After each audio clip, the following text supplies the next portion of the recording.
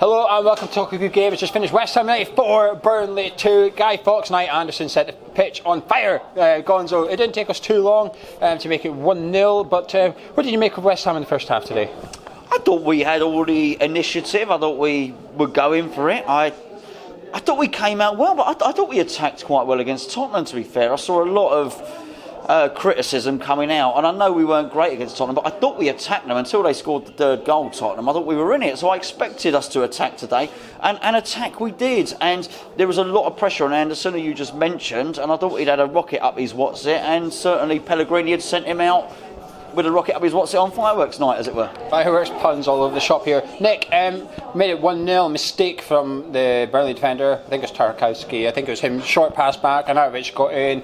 Pounced on it, didn't he? Composed finish, 1-0. Deserved lead though. That was a deserved lead, wasn't it? You know, I thought we were a better team, especially in the first 10 minutes. We were all over them, weren't we? They made that one error, and that's what he's there for, to pounce on them. Do you know what I mean? So you know, it was a good finish. That's what you expect from him. I'll be honest. You know what I mean? It wasn't a special finish. He just buried it away in the bottom corner. So you know, no, quite happy with that. You know, I'd expect him to score it, to be honest. If he missed it, I'd have been peed off, you know, but he put it away. We probed, Brad, but while we should maybe have been 2-3-0 up, it was 1-1. I'm coming to you because it was down your end that they scored. A long ball from Joe Hart, Diop won the header. Somehow Goodmanson got played in, and another composed finish. Yeah, it was a fantastic ball behind. They played really well. It's just unfortunate that Diop got pulled out originally.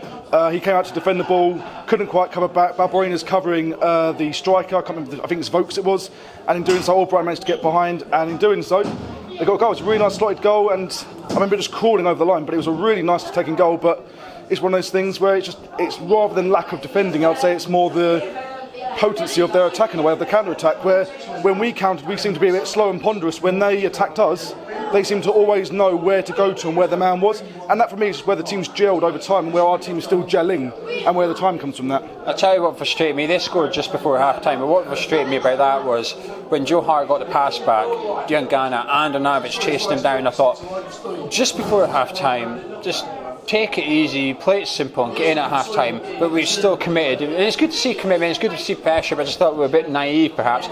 And it was Burnley's sort of only half chance of the first half, really. I just thought it was a sucker punch to us. The Gonzo should have been 2-0. I mean, it was the save of the match, probably, and it wasn't from a goalkeeper. What a header by Ben Mee. Felipe Anderson bent it over Joe Hart. We all thought it was in, but what a header. That was one of the best saves of the season. I think I had to watch it a second time. Thank goodness they put it on the big screens in Europe or whatever we have at the old Olympic Stadium there, because I thought, how on earth they kept it out. And Felipe Anderson, I thought that was actually quite a pivotal moment, because I felt Anderson's confidence was so low following his recent form and everything like that. He needed a performance and he needed something, and he shaped lovely. He opened up his body and he shaped it, and it was going in the top corner. And where that geezer came from, I don't know, to deflect it out the way. Initially I thought it was Joe Hart, but it was actually the header, wasn't it, that kept it out. And I just wondered then, I thought, because he's done everything right, it's tough enough when you do everything wrong, but if you do everything right and you still don't score, I thought, oh, is that going to make his head dip? Fortunately it didn't, but yeah, miraculous defending, really good. We made it 2-1, Brad, another goal down your end. We can't see very much down our end when the action's going on. We're not quite sure who's who and what's exactly happening. Anderson made it 2-1. Tell us about the goal. It was a really classy goal, to be honest with you. Anderson took his chance really well. It seemed to be a sort of a measure of confidence in his play, going off what Gonzo just said there. It seemed in the first half his confidence seemed to wane, but it's almost as if the manager had a little chat with him, and you could see throughout the first half that players were going over to him and actually saying to him, you know, keep doing what you're doing. Throughout the game I could see Sogos constantly applauding him and telling him, keep going and keep doing what you're doing. And as you saw throughout the second half, he kept doing that, and that's where the goal came from. He's pushing his line, he's pushing his centre-back back and his full-back back, and it's creating a space for those passes to be played in behind, and he played it really well, and he took his chance like an absolute consummate £40 million professional. Nick, it was 2-2. We were still playing well at 2-1 up, we deserved 2-1 lead, and we thought it should be 3, it should be 4. 2-2 a corner, Brady and Chris Wood, the biggest player on the pitch, being marked by Robert Snodgrass for some strange reason. It was a very Burnley goal, if there is such a thing. You sensed it opening, didn't you? You know, with the two corners there, they're two in concession. They looked like they were going out. They swooped in. They're how corners should be taken. Do you know what I mean? And we've struggled with them quite a bit. Do you know what I mean? With the corners, getting it into the box. and it paid off for him for that third goal, wasn't it? Was it the third goal? No, the second goal. 2-2, yeah, and it was them corners. Do you know what I mean? They whip them in, and it caused all sorts of mire in the box. It was one of them. I think we were singing where we were standing. They were singing the Snodgrass, "Give us a wave." Do you remember? And then they scored. And it was his man. And it was his man. I didn't get it. I didn't go. Well, they literally were. It swooped in, and I think you said it was out. You know what I mean? On the first one, and the second one looked out as well. I don't think it was, but it was the way it bent. But we was, there were people, weren't us, but there were people singing, Snodgrass this way. And his man, he left him, and he scored a cracking goal for the second. But I'd say Burnley deserved to score a couple of goals, just as I say they were into it. No, with the efforts when they did try. They try. Every one of their men do try to win the ball. Look how many fouls I was going to say conceded, but the referee didn't see the bloody things. Do you know what I mean? How many times they do want the ball and they do play hard to get it. Do you know what I mean? And I think the scoreline was the right scoreline, but I think they got their couple of goals, and just for their progression, you deserve goals for trying that hard. Do you know what I mean? Anderson's goals, Gonzo, wasn't quite like London buses. The third didn't come. Joe Hart made a good save from the volley, but his second one did. There was ever someone that you wanted to score, probably. It was probably Anderson. It took a deflection to go past Joe Hart, etc. And a bit of luck. Arnautavic's shot rebounded off the defender, went straight to him, etc. But after Leicester last week with their deflected goal, it's sort of like swings and roundabouts, isn't it? It all averages out at the end of the season. It's averaged out today, and a deserved third goal for West Ham and a deserved second for Anderson, maybe. Yeah, I mean, I said it felt like someone had spiked his drink with a Viagra, because he came out, stiff and full of confidence. Do you know what I mean? For want of a better phrase, of course. And then he fucked Burnley. He certainly did for a long period of time, and unfortunately, he'd have to wait too long for the climax. But he was absolutely magical, and I thought to just that whole thing. He is clearly a confidence player. And I thought they took the corners away from him, gave him to Snodgrass, and just allowed him to concentrate on his game. And what was marvellous, by the time he got his second goal, he was now not trying to just take on one player. Earlier on in the game, he would come up against an opposition defender and he would just play it short. By the time he'd scored his second goal, he was trying to dribble past two defenders. And you're thinking, well, hold on a second, this clearly is a confidence player. And I'm not only delighted for him, delighted for West Ham, because, make no mistake about it, we need a confident Anderson, because he clearly has talent. Surely he's shown something. And the way I looked at him and the way the players, Nick suggested the way the players were responding and going over to him and all the rest of it, clearly he's showing stuff in training. So they must be going up to him and going, come on, son, do that thing you did on Wednesday or whatever, He had an audacious effort. Do you remember? After he scored his second, he had a third one, wasn't it? A volley. And but it was when you actually look how he took it and on the outside of his foot. Yes. And it just sort of scooped, and you thought it did go to Hart straight away, but you thought, oh, that was a classy little. It was his shot as well that Ben Mee headed off the line. He could have had about 5 today, Anderson. Brad, it wasn't finished there. We were having fun in the stands, but it went from fun to joyous, if you like. If there's someone else apart from Anderson, who's next on the list you want to score? It's probably the guy that missed 2 half-decent chances against Spurs. Clearly another player lacking in confidence, but his finish wasn't a player lacking in confidence. We all know Hernandez can do this, and he proved it today. Yeah, he's a consummate professional. He shows once again the reason why he gets into the subs bench. There's a reason why he will play up front instead of the likes of Antonio and people like that, because he can take his chances. If you put him one-on-one with a keeper, or even in a situation where he's got a clear line of goal, 9 times out of 10 he'll put it away. Obviously he's come back, and as he said on the club website earlier this week about how he had to basically have a pre-season. He got a few games, then got hit by the virus. He's starting again from scratch. So from my point of view, with the Tottenham game, he's missed his chances, but at the same time he's almost taken like a pre-season game, because he's not fit, he's not ready, and you've got to take into content of the overall appreciation of how he is.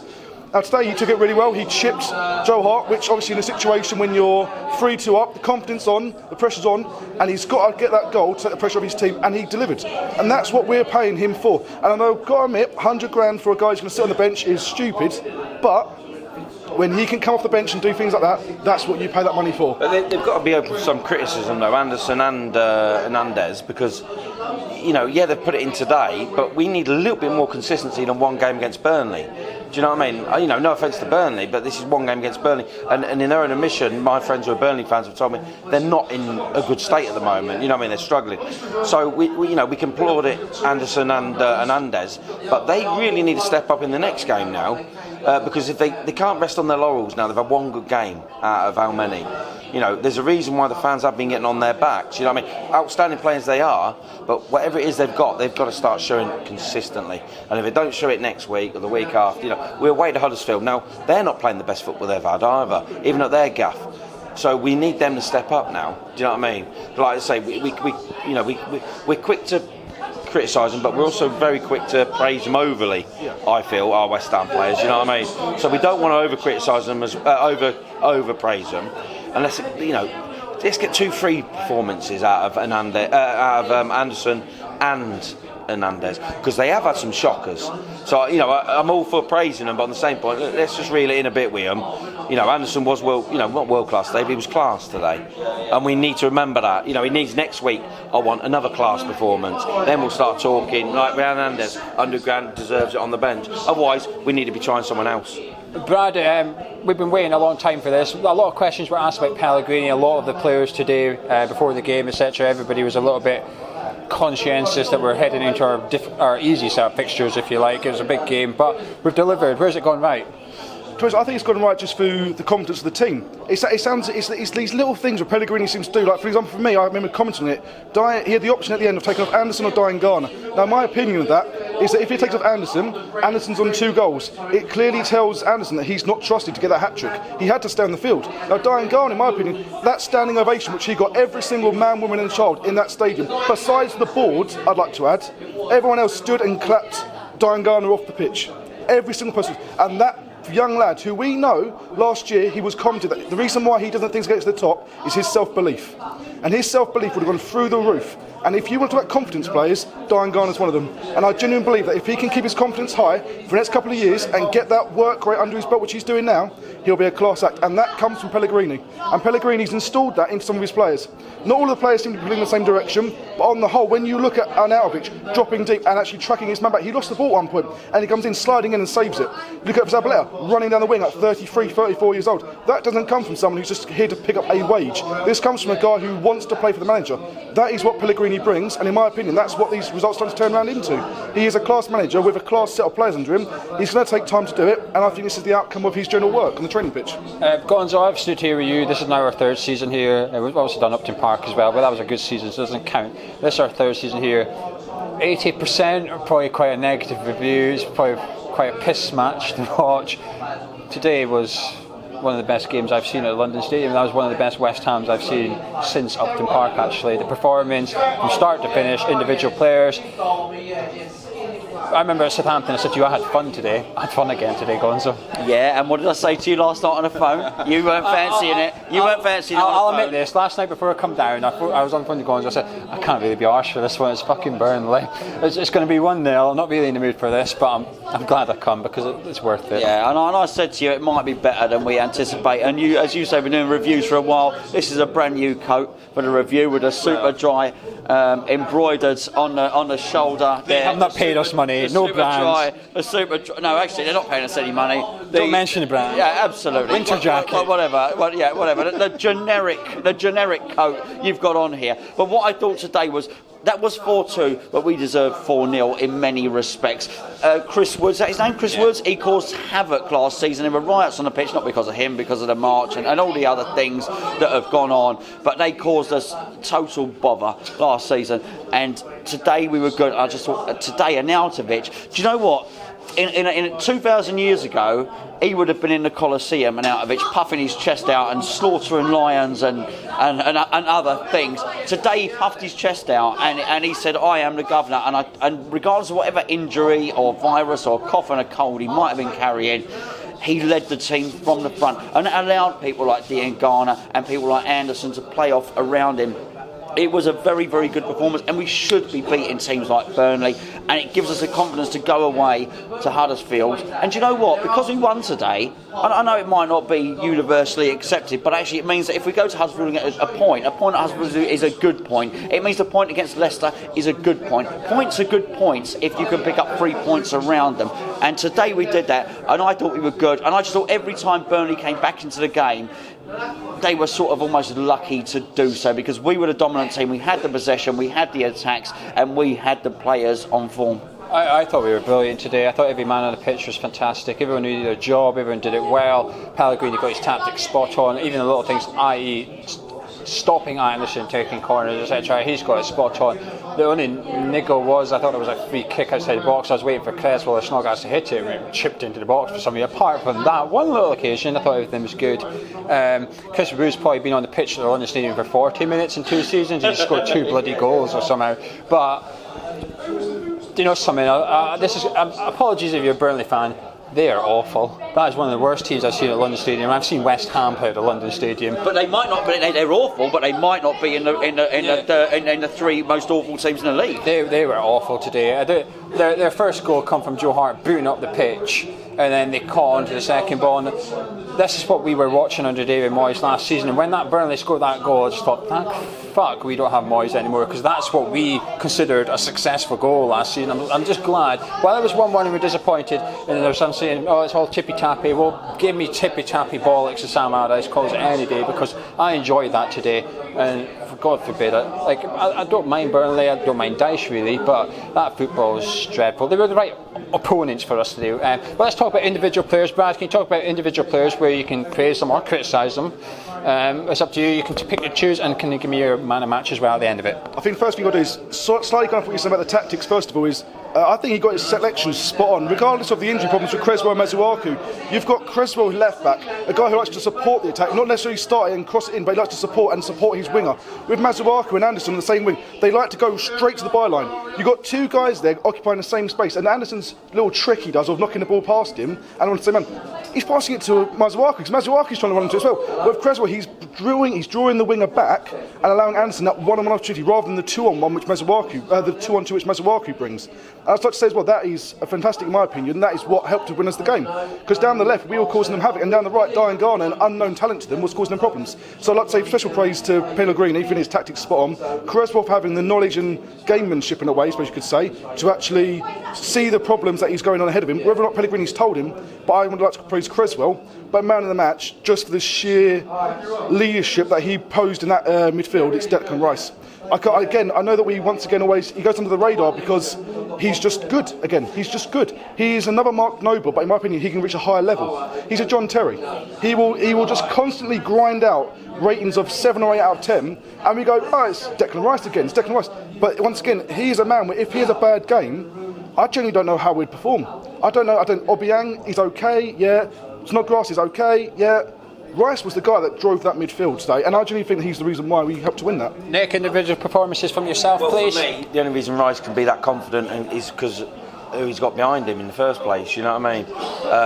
I actually think at the back, you know, Zabaleta for me is the most standout player because, like you say, you don't see what he does.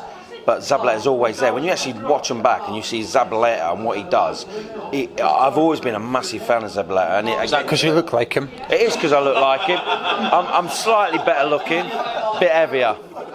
But yeah, I do like him. I do like him. At least I don't look like Noble like you. You know what I mean? You ugly git. But for me, like I think Phil Rice can feel that confidence, you know, with the back at the moment. But I always praise Zabaleta. I just think he just installs the calmness. Do you know what I mean? And he does some cracking little runs and balls and all that. Man of the match for me, I'll give it a little Brazil, you know, Anderson, you know what I mean? Only because he scored 2 goals and he needs them, do you know what I mean? But hopefully that'll give him his G up he needs. But, you know, it's one of them. The whole team's played well. You know, I'm like yourself. I wanted Declan Rice to score. I thought he was due. He was knocking on the door a few times. But no, man of the match for me, Anderson. Just he's got his 2 goals. He's raised his confidence. You know what I mean? But it could have been any one of them. To be fair, no one was outstanding on their own. But as a team, for me, they played really, really well. And again, I think you've mentioned when we were watching the game, the goalkeeper again. You know what I mean? It's a little thing you don't notice. You didn't notice him, but he was there. You know what I mean? That's the thing. We're quick to look at the little bits of flashness and all that instead of what's behind. You know, like Zabaleta and the goalkeeper, and that installs confidence for them to to do it. Do you know what I mean? So yeah, there you go. Gonzo, we've got a debut tonight. We've got someone on loan from fan cams. You're the more experienced one in this one. What about yourself? Individual performances from you, please. Well, very nice to have some insightful tactical. Do you know what I mean? So I don't know what else to say. I'm just talking about Viagra and shagging and stuff. So it's nice to have some tactical insight on the show. Just on what Nick said about the goalkeeper. I mean, Joe Hart had an awful lot to say in the week, didn't he? So it was just really nice that was answered by a really good goalkeeping display from Fabianski, who, let's be fair, is better than Joe Hart. But, you know, and I don't want to dig Joe Hart out too much. In terms of the man of the match, I've got to say that I agree on Anderson. But it's not just giving it on Anderson, who could have had 3 or 4 goals today. It's a measure of our good feeling towards him.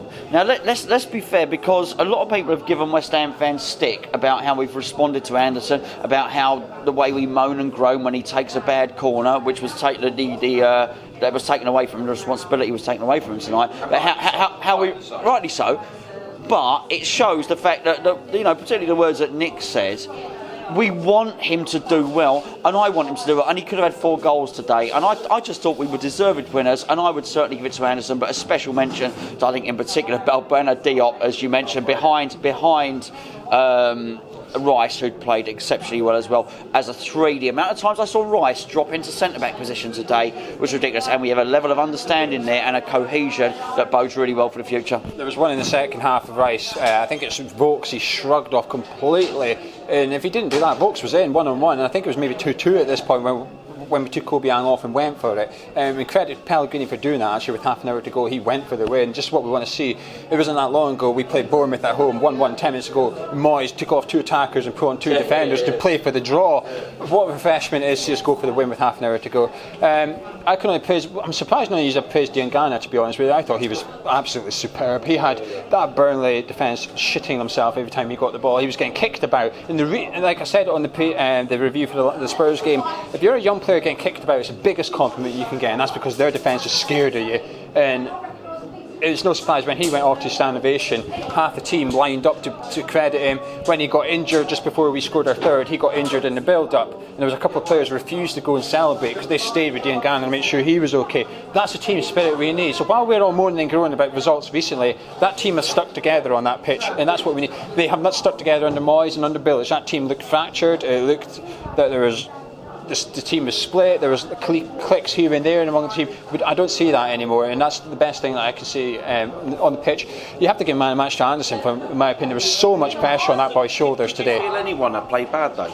No, everyone was 8 out of 10. Everyone was 8 out of 10 today. Every single one of them. There was 1 or 2 that did the business quietly. I don't think stood out like Obiang, but I'm not going to criticise him. He's back from injury. He did his shift. He got a strong tackle early doors when he was down for. And he could have went off, but he did. He stayed on and played. And he actually linked up the play really nicely. He seemed to actually link up quite well with Snodgrass. Quite a few times you see the 3 of them forming a little diamond as such. And Snodgrass at one point was playing off Arnautovic and creating a little link-up play. And that, I think, for me, is exactly what we've needed in a way.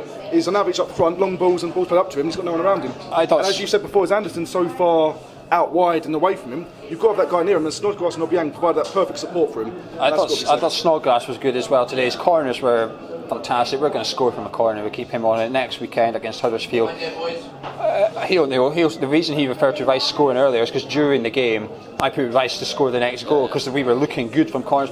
Finally, Rice was going to the front post. Finally, we've got someone that thinks, okay, if our corners are going to the front post, I'm going to go to the front post. I'm going to be the first man rather than let it get cleared. And it was good to see that. Anderson's man of the match for me, but I thought everyone was superb as well. I don't think Burnley were too great, but it's a fantastic win. Fireworks tonight are supposed to be the best display, but I think we've seen a better one on the football pitch for a change. But that's been Gonzo, that's been Gio, that's been Bradley, that's been Nick, we've been Hammer Chat. Thank you very much for joining it. Put a like on the video if you enjoyed it, subscribe if you're new around here. Me and Gonzo will be back with a preview for Huddersfield, where we will probably be predicting no changes and wanting no changes. We'll see you then. You know what I mean?